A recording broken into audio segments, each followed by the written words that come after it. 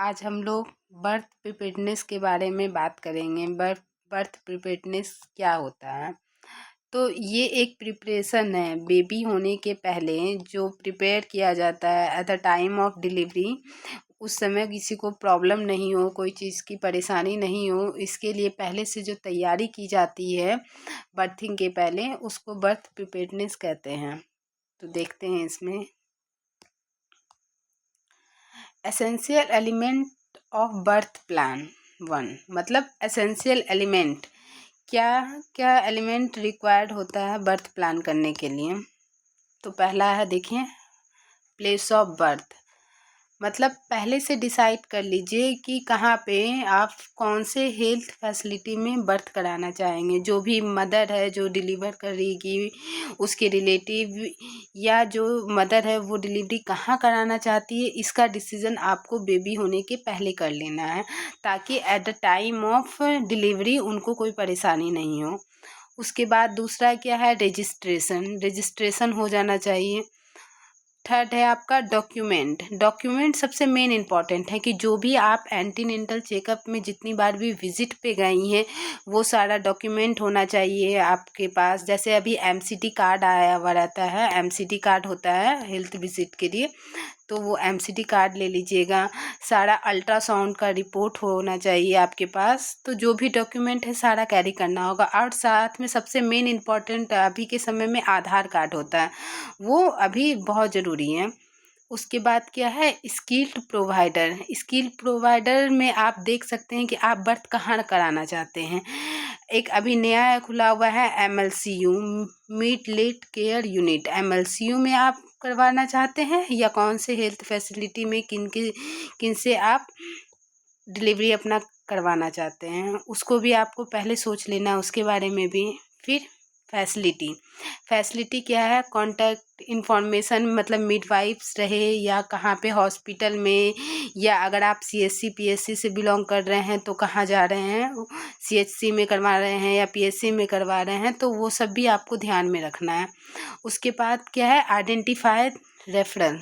तो identified referral क्या है, इफ़ एनी कॉम्प्लिकेशन हो रहा है आपकी डिलीवरी के समय में, अगर eight the time of delivery अगर कोई कॉम्प्लिकेशन हो रहा है तो तुरंत रेफरल के लिए कहाँ भेजा जाएगा। तो वो भी आपको थोड़ा ध्यान में रखना है कि इमरजेंसी के समय में मे बी अगर कुछ कॉम्प्लिकेशन हो रही है डिलीवरी के समय में, तो वहाँ से रेफ़र कहाँ पे किया जाएगा, और उसके लिए भी तैयारी रखनी होगी आपको। उसके बाद देखते हैं essential element for birth plan 2। तो essential element for birth plan 2, इसमें हम लोग देखते हैं क्या है। पहला है ट्रांसपोर्ट। तो जैसा नाम से ही है कि ट्रांसपोर्ट मतलब ट्रांसपोर्टेशन का आपको ध्यान रखना है। जैसे ही पेन हो रहा है तो होम से फैसिलिटी सेंटर पे आने के लिए आपको ट्रांसपोर्टेशन का व्यवस्था करना पड़ेगा, वो हमेशा इमरजेंसी में वो तैयार रहें। उसके बाद है डिसीज़न मेकिंग सबसे मेन होता है, क्योंकि जो भी मदर के साथ रहते हैं उनको डिसीज़न लेना पड़ता है खुद से कि eight the time of emergency क्या करना है। तो ये हमेशा ध्यान रखना है कि डिसीज़न मेकिंग कौन कर रहा है वो उनके साथ हमेशा रहें। थर्ड है, देखिए आप, ब्लड डोनर कभी भी इमरजेंसी हो सकता है, ब्लड का रिक्वायरमेंट कभी भी ये पड़ सकता है। तो इसके लिए भी हमेशा प्रिपेयर रहना है कि अगर ब्लड डोनर की आवश्यकता पड़ेगी, ब्लड की आवश्यकता पड़ेगी तो इमीडिएट ब्लड डोनर मिल जाए।